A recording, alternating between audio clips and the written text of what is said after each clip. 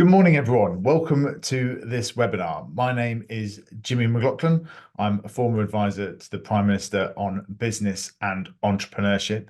And today we're going to be talking about raising capital and what the best ways of going about it are and what questions you should be asking yourself.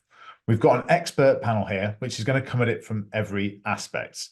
So much of it when you start a business, you think about that sort of dragon's den moment of being able to potentially raise some money. And it's not only what you can do with the money, but it's also the belief of having some investors alongside you who can help you on so many different avenues with it. And so that's why I'm really pleased today to be joined by such an all-star panel who have come at raising capital from many different angles. I'm going to go through the panel in a moment, and they're going to quickly introduce themselves and align their expertise in raising capital. We'll then be having a webinar discussion for around 40 to 45 minutes, and then we'll be taking some Q&As at the end as well. So if you feel like you've got any questions at any point, pop them in the chat box and we will look to get through towards them.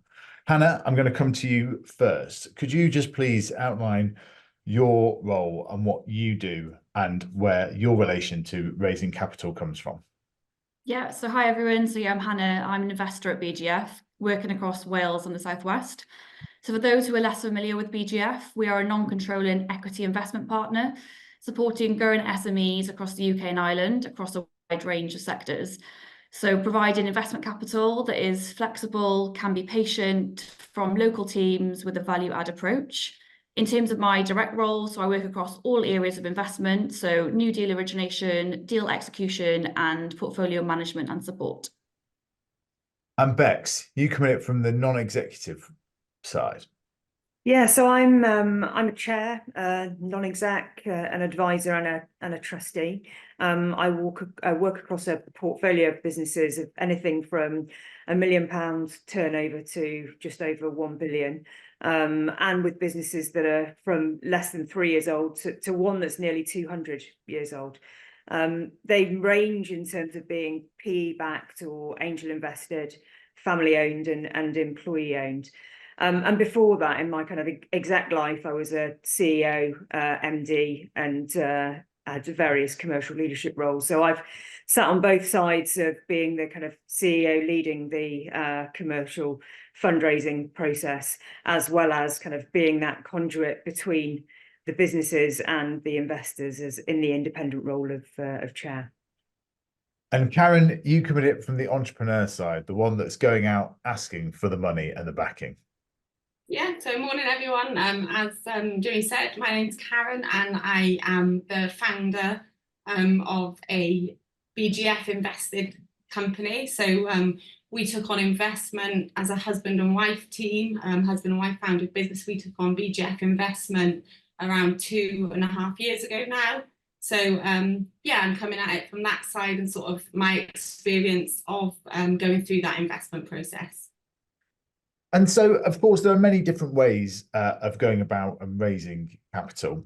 And we'll be looking at lots of different aspects today in terms of how to go about it, what the questions are that you should be asking yourself at the start of thinking about raising capital, and the questions that you should think about as you go along, because it does vary. And of course, at the heart of all of this is human nature, and businesses are run by humans and are fallible in that sense, and a lot of that can change, and going through the process of raising capital and asking you those questions can teach you quite a lot about yourself and also where your business is at. So Hannah, I just wanted to come to you first. Why should companies think about raising money, and what should those questions be at the outset that entrepreneurs are thinking about when they do so? Yeah, I think when taking on investment, it should definitely be an enabler for acceleration. So supporting the business to scale, create value faster and more sustainably.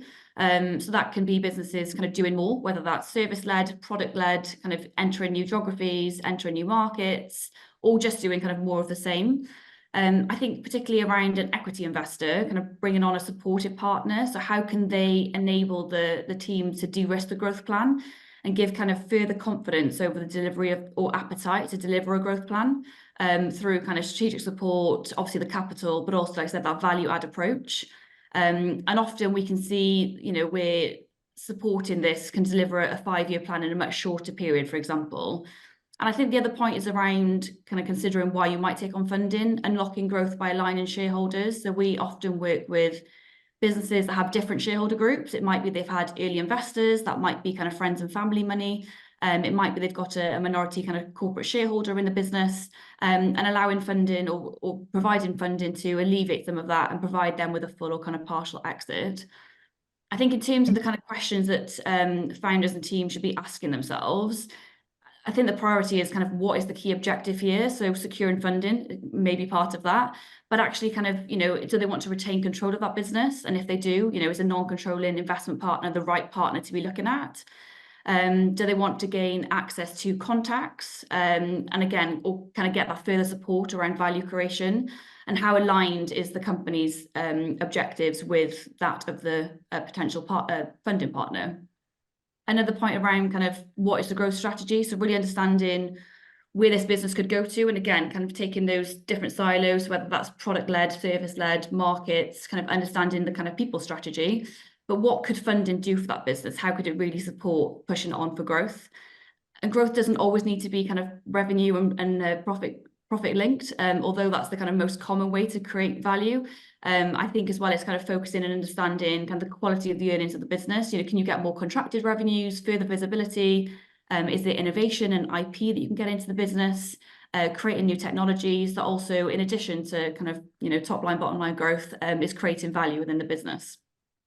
I think there's a really interesting point that you make there, Hannah, about how raising capital can also be a de-risk strategy. I think most people sort of assume raising money, I'm going to take on investors, that's going to bring a whole new sort of categories of risk, and that's maybe why I don't want to do it. But we'll definitely come back to that de-risking point, because I think that's something that's not often thought about. Bex, I wanted to come to you and get your overview of all this. As you set out in your introductory remarks, you've been involved with businesses of all different shapes and sizes and histories and scales. What are some of the common threads that you see when it comes to fundraising, and what should entrepreneurs be thinking about? One of the most common threads, and this is less obvious, is a lot of people, I think, go into the fundraising process often because they feel they should raise capital, probably because someone else has suggested it to them. Or the other big thing is that they start the process before they're actually ready. And I think if I pick on a little bit of kind of weaving out some of the things that Hannah said, I think before you start, you just have to ask yourself kind of 3 critical questions. And the first one is, do you need investment? And it's okay if the answer is no. And the second question then is, okay, well, how much do you need and how are you going to spend it?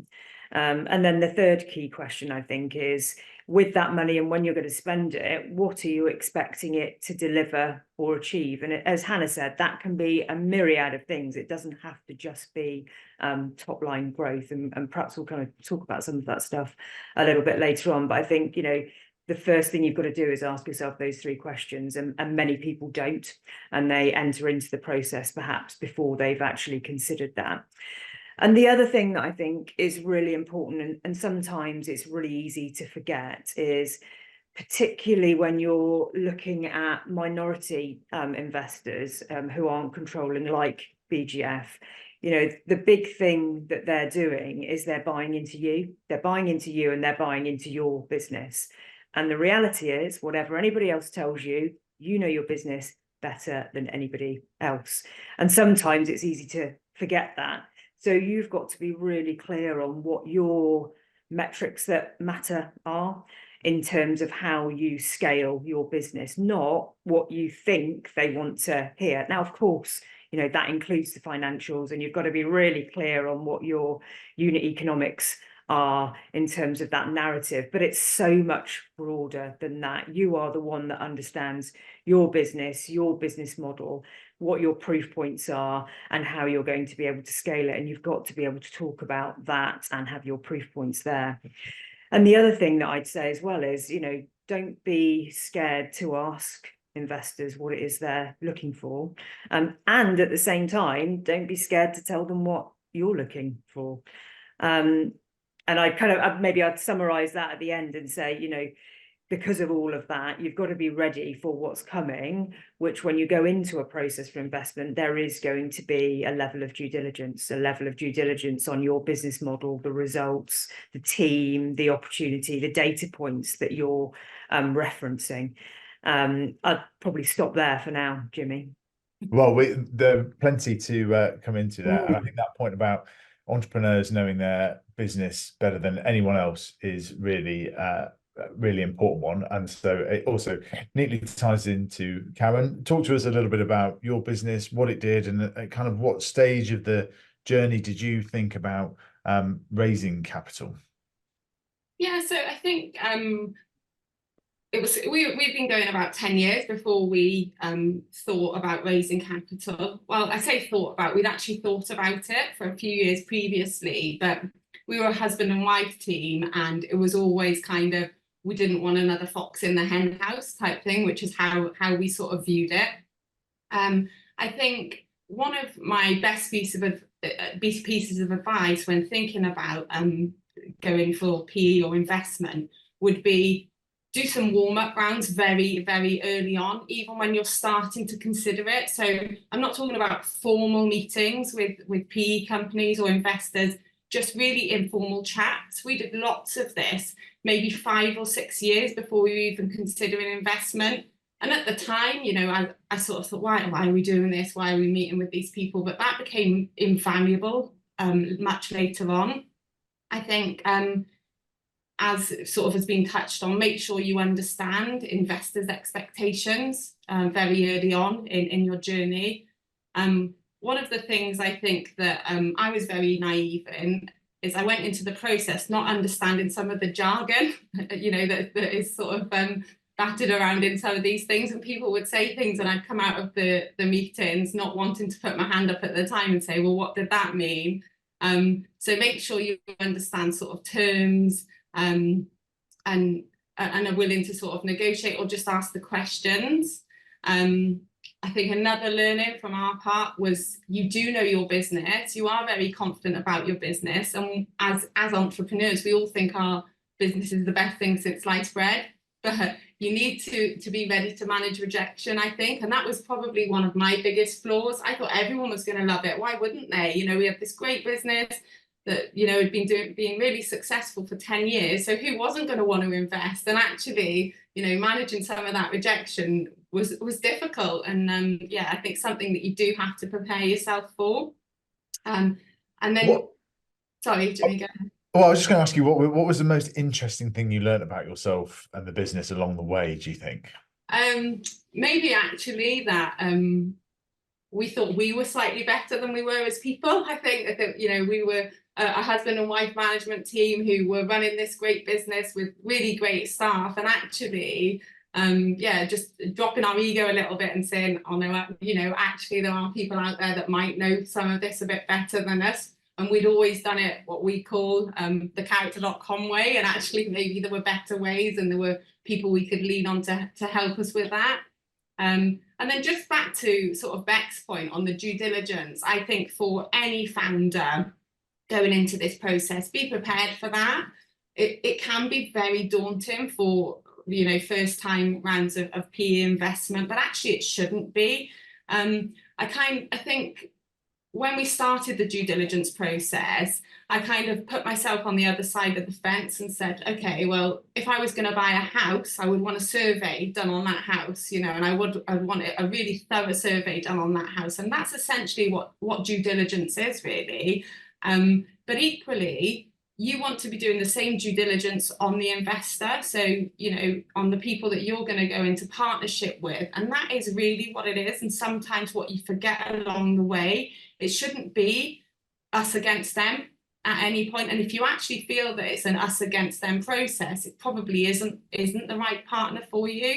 And if you are confident about your business, you know your business inside out, you've got all of the data, all your financials in order, and you're transparent along the way, it doesn't matter if there are bumps in the road, you know, you'll be able to talk them out. It's when you try to hide things, aren't honest and upfront, or are going into investment for the wrong reasons, potentially because your business is in trouble and that's why you're trying to get investment, that's when you should be worried about due diligence. But, you know, I think just remember what you've got, what you've built, the reasons that you're doing it, and then it should be a walk in the park. I think the final thing I would probably add is be prepared for how much time this takes, and I think that is something that we definitely weren't prepared for. So I think we had to decide about halfway through the process that actually one of us as founders would sort of step out of our day-to-day role, because it was just taking so much time, and that person would focus solely on this PE process, and the other one of us would continue to manage the day-to-day. So I think my biggest piece of advice was make sure you've got the people that actually have the time to focus on this process. So you talked there about sort of, you know, it almost being a kind of like 5 to 6 year process of talking to people at those early stages. How long was it from that period of when you were like, okay, we're going to do this, we're going to send the first email, to, you know, actually getting the money come into the account? How long was that period? About exactly 12 months, actually. I think Right. we started it in August one year and concluded in August the next year. And all the way along, there are points that you think that you're going to, you know, finalize, and it's just don't rush it. Take the time. You know, you will know when you're ready to complete and close, and everything's gone through. And I don't think there was anything particularly that stalled us, or we just wanted to do it the right way and do it slowly. But yeah, the whole process from start to finish was about 12 months. Yeah, I think that's really useful for people to hear, though. And one of the things that gets raised, and you talk about terminology and sort of things being a bit scary there, Karen, is the data room. And you talk there about trying to be open and transparent, but of course, entrepreneurs are worried about sort of, you know, giving away trade secrets. If you're talking to investors, there will inevitably be competitors that they're looking at potentially investing in as well. What are your reflections on putting together a data room? Let someone else do it. No, I think you know, start that preparation way before that data room is even set up. So start having that stuff ready to essentially just move over. And as long as you've got all of your day-to-day management accounts, everything in place, it shouldn't be that much extra work. You should have all of that to hand. But yeah, when someone first talked about that data room in this process, it was the first time I had ever heard about it.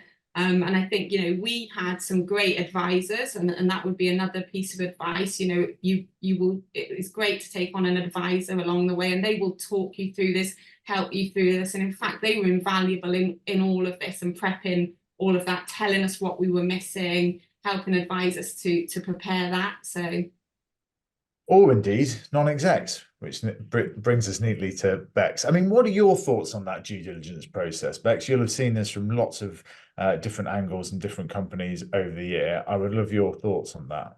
And Yeah, I think that, I mean, there's two really important things that Karen said there. One is that it's a two-way process, and two is don't underestimate the amount of time that it takes. So if we start with the second one in terms of time, I think the most important thing, and Karen started to kind of reference it then, is kind of start earlier. Even if you're not thinking about taking capital on at the moment, you've got to be thinking about, you know, I talked about metrics that matter.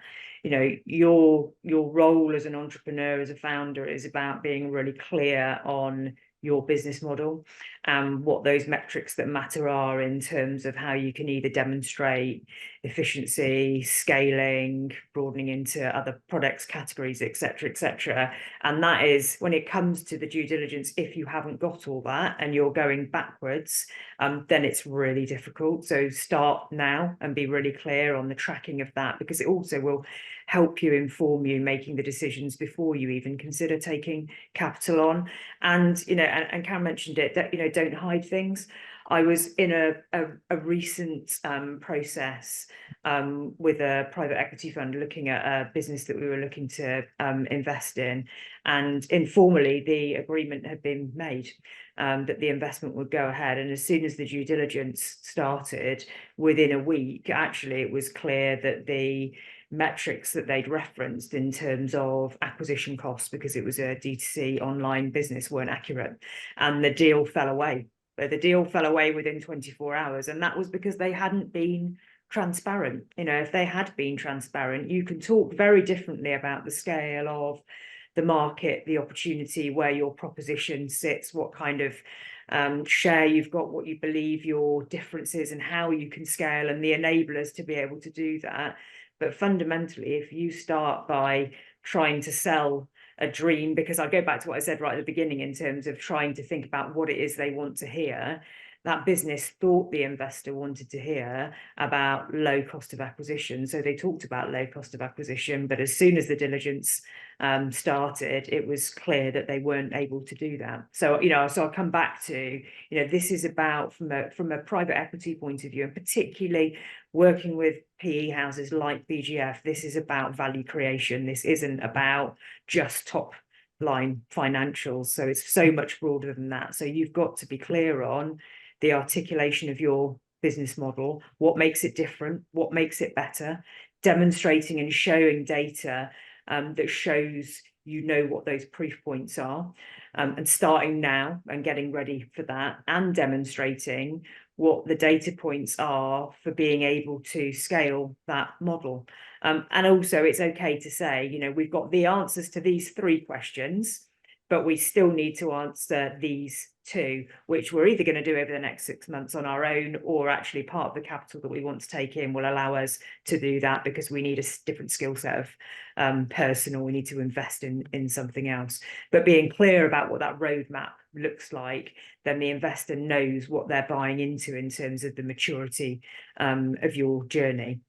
And then if we come on to the other area that Karen touched on around this kind of 2-way process, it's like an interview. You spend years, I spent years telling people when they're going for interviews, it's a 2-way process. It's not just about you trying to impress in that. You're going to be working with these people as a team for anything from 3 to 5 years. So you need to make sure that you're clear and aligned right at the beginning. So I think you've got to really think about what type of partner it is that you want, because so many of the PE houses are really different. If you want a non-controlling partner like BGF, that is very different to what I work on another business which has a majority owned controlling partner. The dynamic is very different. The balance of power in terms of the decision making is very different, and it's okay to go either way, but you need to know and decide what you want in order to walk into that situation, and think about how that relationship's going to work. I work with businesses where either it literally is the board meetings and maybe an hour call in between, and that is all they want. To other businesses, the BGF business that I chair, outside of the board meetings, there is deep discussion in particular functional areas where you as a chair, that's where your expertise has come from, and you're spending time with the management team, not just sitting around the board table talking about the strategic stuff. You're there to support and help and offer your experience, or also as a mentor. So you have to be really clear about what it is that you want to go into it for. And I think the other thing, in terms of that 2-way process, they will be asking for feedback on you and your management team. You can do the same. You can ask for testimonials from other businesses that work with them already. I do that as a non-exec. If I'm looking at a new portfolio business, then I will often speak to a non-exec or a CEO who is in the existing portfolio already, to understand this is what they say, but what's it really like? When you're really sat around, how does it really work? And again, that's okay, right? You need to go into these things with your eyes open. And the last thing I'd probably say that's kind of super important through that process is making sure that, you know, both parties from both sides are really aligned on what the exit point is, so that you know what the end goal is that you're working towards. And I think that neatly brings us to you, Hannah, to talk about what is an investor looking for. Again, like I said in the opening remarks, sometimes we can get perhaps a little bit coloured by Dragon's Den, which of course we should remember is an entertainment programme as well as a business programme. But what are investors looking for? What are the types of questions that you'll be asking at the early stages? Yeah, in terms of what we're looking for, so it really is understanding what that growth plan is. And as I mentioned, that's not always top line growth, but how is this business going to continue to build value, and really having a kind of clear strategy and clarity over that. As Bex has mentioned, you know, we're coming in as a non-controlling partner, and actually management's very, very important to us. So understanding kind of management's track record, how have they delivered growth to date, and what does that team need to look like going forward? You know, there might be gaps in that team, but actually that's a lot of the kind of value add that we can bring to a business in terms of helping them build out that team as and when it needs to kind of bring additional skill sets on at that kind of senior level. You know, we're obviously looking at sector and market, kind of understanding the market opportunity. So is it an emerging market and the business is looking to be a new player in that? Is it a growing market, or actually is it more a stagnant market, but there's a real opportunity to take a significant market share in that space? And again, you know, historical performance, obviously looking back in terms of what growth has been achieved, how value has been created to date, and kind of where the business wants to go. So yeah, the key questions there, like I said, are understanding how they've achieved growth to date, kind of what the growth plan is going forward, and how can we support that as a partner. Like I said, that's whether that's de-risking the plan or helping them achieve that plan sooner. Like I said, understanding the management experience and as well as the kind of market opportunity. Okay, that's really useful to hear. We're getting some great questions in the Q&A from Rachel, Caroline, and Alicia. So please do keep putting your questions in there. We will be coming to some of those in the last 15 minutes or so. I just wanted to talk about alignment because it's something that's come up a couple of times, and it's one of those things that can be easy to talk about, and it's obvious that people should be aligned. But what does it actually mean in reality? Karen, I really wanted to come to you on this side of things, because there's a lot as an entrepreneur and a founder, particularly when it's a family business that you're running with your husband. There's lots of different sort of aspects to it that must be running alongside the business as well with that. How do you check for your own alignment within a company about what you want, but also then the alignment with investors as well? Yeah, I think, you know, when we went into this process, we had already made the decision that as founders, we weren't yet ready to exit. And actually our exit point was going to be in 3 to 5 years at the end of this potential investment. So we knew that we still wanted to run our business. And so we were really conscious that we wanted to find an investor that was going to work with us on that, and not, as I said earlier, really kind of interfere every day or make our job harder. And I think it's a lot of people have a bit of a view that that's actually not what happens when you take equity into the business, that actually they're going to want to be involved day to day, and some do, and you've just got to make sure you check that. And it's okay to be honest and say, we don't want you here every day. I think one of the most valuable things that we did to test this was speak to people that BGF had already invested in. I think if you're looking at a PE house that won't introduce you to some of their portfolio companies, that's got to be a red flag. So we were, you know, BGF were more than happy for us to speak to as many of their portfolio companies, you know, as we wanted to, and we took advantage of that. And, you know, we had good and bad, you know, so we had some great stories. We had some that had been challenging, but were quite honest and talked to us about how BGF had worked with them on that. One of the questions that we constantly asked was, what experience did they have in our field? It's pointless going for a PE house that maybe is constantly in a different sector to you're operating in, and has got no portfolio companies that are operating in the same sector as you. I think Hannah touched on it, the expectations on timelines, returns, exits, etc. If you're not aligned, if you want to stay in your business for 15 years and the PE house has got a very clear 5-year exit strategy, you know, it's never going to work because you're going to be sort of north and south on what you want. One of the other things Hannah touched on was that value add. It's not just about money. Of course, you know, a lot of businesses is of course about money, but it's not only about the capital. So we only, as I referred to before, it was only Steve and I as husband and wife as the management team, and we knew we needed to build out that management team. That's what we learned throughout the process about what that should look like and how that would build value for our business going forward, and BGF really helped us with that. And now we've got a CFO and a CPO, you know, in the business, and they've really helped us. We've got a great chair on our board who came from a retail background and has been able to introduce us to lots of contacts. We're now looking at a physical retail rollout, and the experience that she's able to add into that has been invaluable for us. I think the other thing is just about how much data and communication that the PE company wants. So, you know, previous to this, our board meeting had been a cup of tea over the breakfast table and a quick chat. You know, we didn't have to provide board packs. So actually, what did that need to look like, and what did BGF require from us? And we're still learning today on that, to be honest. You know, so we started with something very basic that we thought was fabulous, but I'm sure, you know, BGF looked at it and thought, what do we do with this? You know, and it's just about being honest and having that open discussion about what does that need to look like.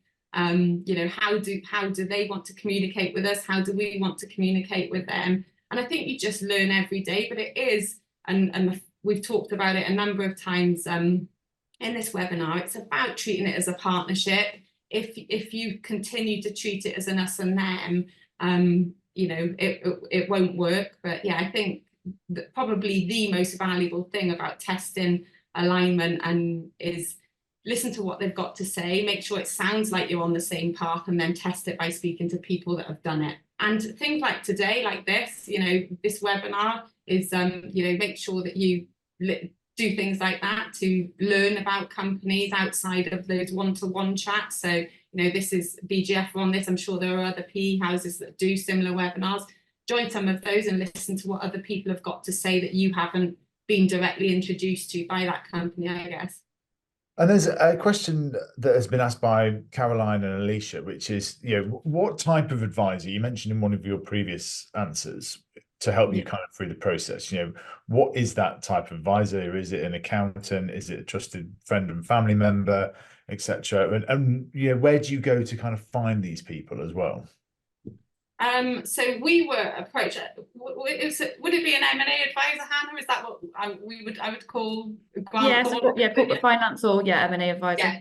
Yeah. So we were sort of, if you like, they approached us really in the first instance and said, if you're ever looking at investment, you should, you know, take on a good corporate finance advisor to help you with that process. And they were able to sort of help us with some of the expectations of that. So there's many of them on the market, and actually I'm sure you know, any of the sort of PE houses you were talking to along the way would be able to recommend or point you in that direction. But yeah, we used a company, I think it's okay to say, called Grant Thornton, and they were invaluable to us in terms of what they were able to offer, the advice that they gave Steve and I in terms of even just those initial conversations with PE houses that you don't know what to expect. We've talked about it like an interview, and it does feel like a job interview initially. You are essentially selling yourself. So, you know, the most I'd seen is as we've said, watching Dragons Den, and it looked very easy. Stand up there, tell them about your business and get out. But you know, it's not quite quick like 8-9 minute pitch and you'll be away, right? Yeah. But yeah, and most of ours actually was done through lockdown, so was by video. So it was sort of a doubly hard job for us, if you like, because we were trying to sell ourselves, but by video. So the fact that we've been able to meet some of these people in person prior to lockdown was really invaluable to us. Okay, and Bex, what are your reflections? You sit right at the nexus of this and see it from both sides, and you're probably one of the closest things that we've got to kind of an independent advisor that's been talked about in the questions and so on. What are your reflections on the common pitfalls that happen along the way that can be avoided? I think, you know, I think I come back to where I guess where I started, which is about people starting the conversations too early. And I think, you know, I'll caveat that because Karen made a really good point earlier about having warm-up conversations. Warm-up conversations is not necessarily giving data points and talking about how big your business is today and how big it will be tomorrow, because that's often, you know, that can set expectations in the wrong place when you're talking to investors. But I think, you know, it comes back to starting with you and your business and understanding the market and understanding your operating model, being really clear on what your business model is, what makes you better, what makes you different, and the financials that make it run. You know, that is the core of what you're doing, and creating the right narrative around that, because you are selling a dream and selling the concept of what you've got and getting people to buy into you. You know, not just a 10-page deck isn't going to do it. You know, you've got to bring that to life and demonstrate and show the meaning of your products. But it's been mentioned a couple of times as well. I think the other thing that is really helpful is being transparent about and knowing what your gaps are. And those gaps can be, you know, across a myriad of things. That might be people, and that might be just because you haven't put people in certain functions or expanded because you don't have the capital, and that's part of the reason why you're doing this. You know, a lot of people go into this process to be able to bring more resource and headcount in to pay for that, because that is the thing that is blocking and slowing them down.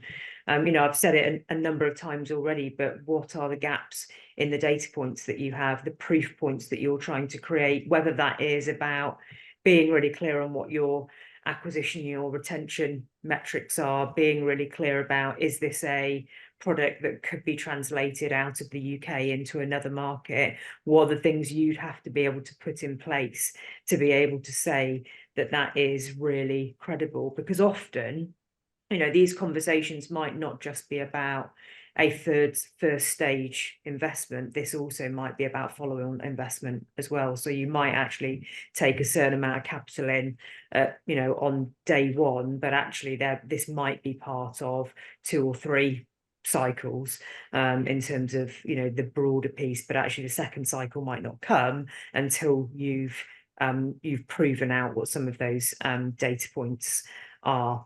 And I think, you know, the other thing which I think is really important and is often missed is you've got, you know, as the owner, as the entrepreneur, co-founders, you've got to manage it and own it, and not wait to be told what the answer is. You know, I've worked with another business where they were waiting for the PE house to tell them what the number should be in terms of the 5-year plan, what the GM was, what the EBITDA was, but they were the experts. So that really put red flags to the PE house, because they are buying into, as I said earlier, buying into the management team, your knowledge of the market, your expertise. And if you're then asking for the answer from them, that puts you in a tricky situation. And I'd also say, you know, think about anticipating what the questions are that are going to come, you know. And to that point, actually, the ladies have already talked about, you know, corporate finance advisors. They have done this a lot of times, and actually they as a conduit can really smooth these things, because they know all the steps of the process. They know the term, you know, as Karen said, you know, you're going in feeling uncomfortable about terminology. They are working for you, and they are your safe space to be able to ask all of those questions. And they are a testimonial to working and understanding the landscape of all of the different PE houses as well. And maybe the one other thing I'd say as well is make sure that when you're speaking to private equity potential investors at the beginning of the process, make sure that you hear what they're saying as well as listening to it. And what I mean by that is, you know, as Karen said, you know, earlier when she was talking about the business and how, you know, they were really excited about the business. Why wouldn't anybody want to invest in it? Therefore, everyone's going to say that. You know, I've heard people come out of meetings with equity houses and they say, oh yeah, they love what we're doing. And I thought, yeah, I'm sure they do, but what did they asked what the follow-ups, what were the questions that they wanted, because you really need to be thinking about, that's great, that's, you know, that's really positive, they love what you're doing, but what else do they need to know? And what actually is going to tip them over in terms of wanting to be able to make an investment and getting behind more depth, because there's many stages to this. You know, your initial conversations and meetings are about concept selling, you know, about your model. They don't necessarily get into the level of diligence, but you've got to use those moments to understand what's important to them, which are the metrics, what level of depth are they going to need, so that you don't come away thinking, well, that was pretty easy, they love what we're doing, they're bound to invest. Yes, there's a great book called The Mum Test, which is more about kind of the product development stage, but it's essentially like if you go to your mum saying, I've got this idea for recipes on an iPad, that your mother will of course say, oh yes, that sounds wonderful, but actually there should be a whole load of other questions that you ask to try and assess what she actually does. And I think that's something very true on that as well. So we're going to be coming to Q&A now. We're getting lots of questions coming through anyway, but there is that chat box there that you can put things in. So just a reminder to do, and we'll try and rattle through as many as we can do, because I know this is where some of the real value comes from. Hannah, we'll come to you first with a couple of questions from Rachel. What sort of ownership in percentage terms is typically used when raising funds? I think this would be interesting to hear this from a kind of BGF point of view. And then secondly, to your opening remarks around de-risking, what is the risk around a business failing and then the small company needing to pay back the funding? I mean, obviously that's the bit that we don't want to really talk about, etc., but it does happen. So I think it'd be really interesting to get your perspective on those couple of questions. Yeah, so on the ownership piece, so again, obviously I've touched on that BGF's a minority kind of non-controlling partner. So we're typically taking equity of between kind of 10 and 40%. And actually our probably average equity hold is probably between 20 and 30. We still want to be a meaningful minority partner. So it's not very often where we take less than 20%, but we are able to in certain circumstances. But again, there will be other majority investors out there that will take much larger stakes. And again, it comes back to kind of what type of partner you want, and how do you want them on your cap table. Like I said, if you're taking on investment from a sophisticated equity partner, you do want them to be a meaningful partner, even if at a minority level, just to make sure, again, that they're aligned and that they're very incentivized to support in that value creation piece. I think on the risk of taking on funding, an equity partner is very different to a debt partner, and it's a very different risk profile. So we're obviously looking to kind of balance kind of risk and reward in terms of how we're looking to make a return on our capital, which is very different to how a bank would. So if the bank's lending you money, they just want to make sure that you've got a stable business that is pretty predictable, that is going to be able to pay back that debt over a term period. Whereas equity is very different in that we wouldn't always expect a business to be linear in growth, because we're not focused on the short-term performance of the business, but more on the medium to longer term value creation. So not all businesses go like this to create value to get here. Some need to go like this, but actually then are able to get to kind of a much higher point. Obviously, given the volume of investments we're making, there are some that get into distress. But again, an equity partner is much, much more supportive to get you through that stage than the likes of a debt funder would be. So it's a very different risk profile from our perspective, but it's a very different partnership approach to a debt-like item. And Karen, Alicia asks, what is your business? Can you give us a quick sort of 2 minutes on that? But can you also talk about how what amount of equity you sort of thought you were going to give away at the beginning of the process, how that changed, etc.? It'd be great to get your reflections on that. Yeah, sure. So the business is we're an e-com or have been until now solely e-com retailer. So we sell licensed apparel and accessories. So if you think of anything from sort of Disney to Warner Brothers, if you've watched it on TV, we probably sell apparel and accessories to sit alongside that. So we work directly with some of the big movie houses to manufacture that product, and then we sell it worldwide. So that's who we are. We're about 14 years old now, and we're called character.com. In terms of equity, so we always wanted to stay as majority owners. So we always knew that, you know, whatever we did was going to be a minority investment. And actually we landed about where we wanted to. So yeah, we wanted to give away sort of between 15 and 25% of the business. And I think we landed at 23%. So exactly what Hannah said, as BGF as an investor.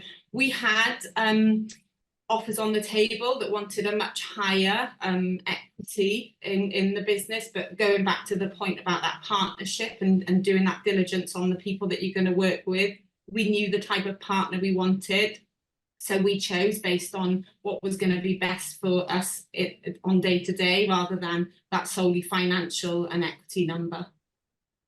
Okay, I think that's really interesting to hear. A question that we've had a couple of times that has come in is, what does a non-exec do and how much should we be looking to pay them? So Bex, I'm going to come to you with this. So I realise you might have a slight biased answer on it, and it also is partly a bit of how long is a piece of string, right? Because there are sort of different levels. Yeah, But of course. it'd be quite interesting just to get your sort of like take on this, because I do think non-execs can add a lot. And what's sort of the difference between, you know, a mentor, advisor, non-exec, etc., that sort of almost escalator process? Yeah, I think, you know, fundamentally a non-exec is somebody who is not operationally responsible for the day-to-day running of your business. So you're not in the business on a day-to-day basis managing operational elements.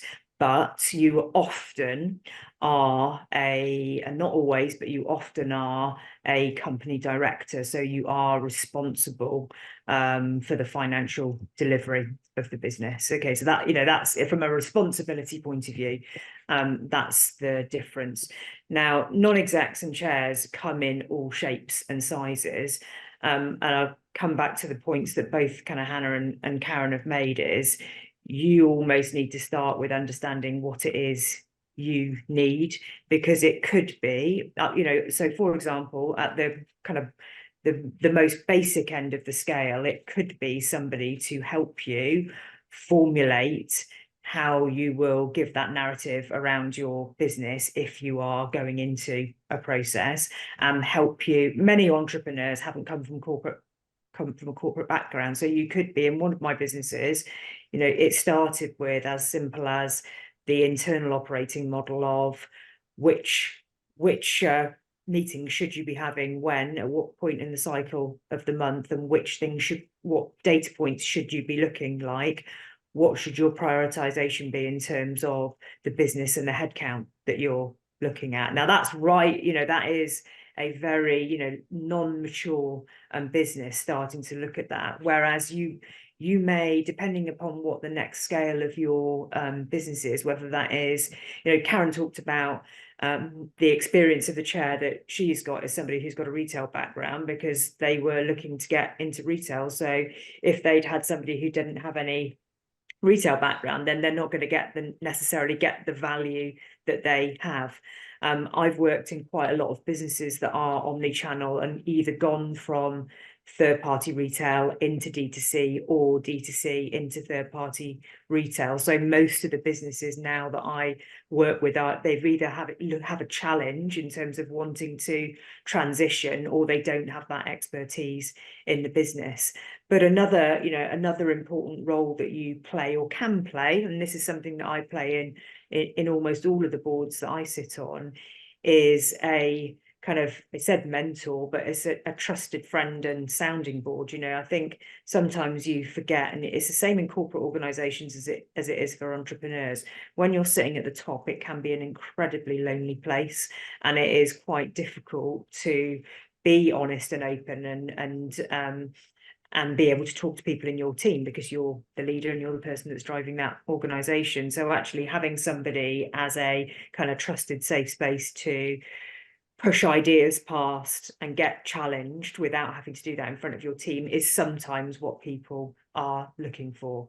And from a kind of, gosh, it very much is, you know, how long is a piece of string in terms of how much do these things cost, because it also depends on how much time you want from somebody. You know, I work with some businesses where I only give them a day a month because that's all that they want. Whereas I'll work with another business where it's 3 to 4 days a month and you're spending much more time there. So I mean that one's probably a difficult one to answer because it depends on what the kind of the size and shape is that you're looking for. I think that's a fair answer, Bex. There's a very Sorry, Jimmy. Can I just add something to that? Because that I think that's something definitely through the process that we learned from that non-executive director role. We didn't really know what it was for, you know, when it was sort of initially suggested to us. But in the same way that you know, when you're doing your diligence on the PE investor, you get the same opportunity with your non-executive director. So I think if your PE house is saying, like, here's your non-executive director, that's it, and you don't get a say in that, you know, that should raise warnings. You should have exactly the same conversations and processes when you're choosing who that non-exec director is going to be for your company, because that person is really working for both the PE house and the company. So you've got to make sure that that's a right fit. And actually BGF were really, really useful for us in helping us find that person, because I think we wouldn't have known where to start with that as a process. So I think, you know, that was definitely invaluable for us. To add some comfort to that, you know, not many non-execs would go into a role without doing their due diligence back with a business and understanding if they believe it's the right opportunity, if they believe the bit that's really important from a non-exec point of view is because you're not in that business on a day-to-day basis, the chemistry between you as a non-exec and whether it's CEO, co-founders, has to be spot on. Because what I always say whenever I'm kind of talking to any new businesses, you've got to feel like you can pick the phone up or send a WhatsApp and not think, oh, I've got to save this until the monthly slot that I've got, because part of our roles is about being available and being available functionally and emotionally in terms of when somebody needs to talk. So, you know, from a non-exec point of view as well, you know, if you're speaking to a PE house is pushing on in, then non-execs are very unlikely to want to do that without kind of properly understanding that business, because it's the people, you know, I talked about it at the beginning in terms of the business and investors buying into the people. It's exactly the same, that, you know, that triad between investment company, co-founders and non-exec in the middle really has to work from a chemistry point of view, because you really have to feel like you are all on the same team. Yeah, I think that's a really good point to make, Bex. We're going to be coming to sort of your concluding remarks in a minute about the sort of do's and don'ts that you want everyone to take away. But I just thought I'd ask this sort of specific one that's come in, because I think this is a very tough question to answer, but I think it sums up sometimes where a lot of business owners are at. You know, we are a £600,000 turnover company. We're a team of 3 owners and 2 staff. What should our finance operations look like? We want to grow, but we're not sure how and where to take the next step. Do we need a business mentor, a financial accountant? We're just not sure. So I appreciate that's very difficult to answer without knowing more about the business. And I should say that everyone here that's on the panel is open to being connected with on LinkedIn and so on. So do send people invites there. But what is that sort of step when you've clearly grown something to a decent size and you're kind of on your way? Karen, perhaps it's best to come to you for this. What should people do? Are there kind of some networks that you would particularly recommend, or how do you sort of go about that, thinking about how do we scale this? Yeah, I think it sort of comes back to where we sort of started this panel with is what do you want? What do you want to do with your business? You know, what's your end goal, and where do you want to get to, and what do you believe your business could get to? And then speak to other business owners, reach out to PE houses and ask them what they think about your business, totally informally, like as Beck said, not with all those the formal data and numbers, but just start to pitch your business, have those conversations, because really the only person that can answer that question is you. You know, if you know what you believe, what your business can achieve and where you want to get to, and really ask yourself that question, what do you want at the end of it? And I think that's sort of where we had got to when we decided to go to investment. What did we want for our business? We wanted to look back in 5 or 6 years after PE and say, we couldn't have done that on our own, and so we don't regret it. You know, and I think it was, like I said, you know, a bit earlier on, it was about dropping the ego, really believing in our business, but understanding that we needed some help to do, not just financial help, but skills as well to get it to where we believed it could be. I think that's a really good piece of advice. One of the things, when I studied entrepreneurship at Stanford University for a couple of months, one of the remarks that was left with me was that if you want somebody's money, you should go and ask for their advice. And if you want somebody's advice, go and ask for their money. And that's always kind of stuck with me in terms of that you touch on there. I'd love your final remarks as the panel on the kind of do's and don'ts, and a thing that, you know, perhaps a common myth that gets mistaken upon the way of what people can avoid and what people should be thinking about. Bex, perhaps we could have your 3 questions again that you mentioned at the beginning as well, because I think that'd be really useful for people to hear. I think that's probably where I'd go to, which is, you know, before you start and do anything, ask yourself those 3 questions. You know, firstly, do you need investment? Secondly, how much do you need and where are you going to spend it? And then thirdly, what will it deliver and achieve? And the only other 2 points then I'd add to that would be, you know, understand your data points now before you start having those conversations, because that'll pay dividends for you in the future. And network. You know, I know, you know, networking is a dreadful word that puts kind of fear into many people, but it's, you know, it's not the same as it used to be 10, 15 years ago. And join things and learn and ask questions. Hannah? Yeah, I think my advice is just be ambitious. I think exploring, taking on investment doesn't mean you have to press the button. I think it's something that Bex touched on earlier. But I think exploring it just allows you to kind of build an understanding as to what is possible with funding. And it might be that you have a conversation about it now, and it's in 5 years' time that you actually decide to take on that investment as you kind of build confidence and ambition to do that. But I think, yeah, we definitely should encourage businesses to be more ambitious, and, you know, to kind of at least explore the support around that. Data, as Beck said, very important. I think having the right data and tracking the right data to nicely tell the historical story, but actually back the kind of future ambition of the business, to really say, well, these are the KPIs, so the key performance indicators that we're tracking as a business, but also in terms of where we're focusing to satisfy our customers, is really, really important. Early conversations is something obviously been touched on. As a minority partner, we're obviously backing people, so that building of relationship is really, really important. And then the last thing, yeah, connections. I think, yeah, to connect with others that have been through it, to kind of learn from their key mistakes or key learnings. And I think just don't be afraid to reach out to people that you aspire to. And people are often very open to being helpful, you know, especially if they're seeing somebody that's going through a very similar challenge or is a couple of years behind kind of where they are currently. People are more than willing to try and support. Yeah, I think that's very true. And Karen, as the person who's sat in the shoes and been in the shoes and raised the money, what would your final advice be? Just don't forget that you've built a strong foundation and be confident about that. You know, make sure that you prioritize the investors who do align with your visions and values and long-term goals. As I said previously, it's not just about the money. It's about finding a partner who does really believe in you, believes in your business, and is committed to supporting your journey through both highs and lows. You know, we haven't had a smooth sailing over, you know, since we took on PE, and I think that has really proven that we chose the right partner, because, you know, we've had highs and lows, and actually we've got through it.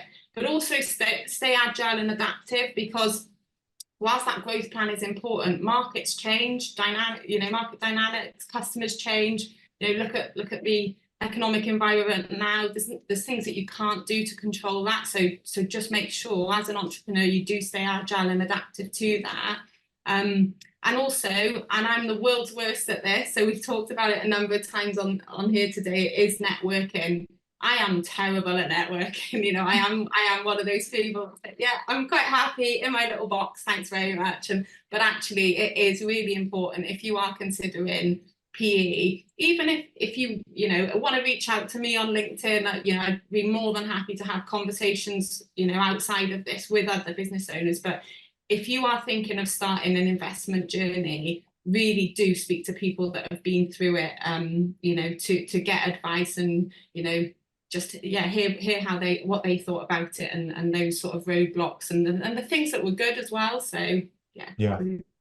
No, I think that's really useful. And thank you, Karen, for that offer of connecting on LinkedIn. I'm sure all the panel are there as well. Do follow us there. We'll be launching a BGF podcast around good growth in the next couple of months as well, which is going to look at some of these, because I think getting this knowledge is very hard when you're running a business and growing it. You know, there's lots out there on the internet, but that bit when you're a bit further along is actually really difficult, and there's so many kind of unknowns. So it's really appreciative of the panel for sharing their time as well. And like I say, follow us on LinkedIn, and we'll look to do some more sessions that are similar in the future as well. So thank you very much all.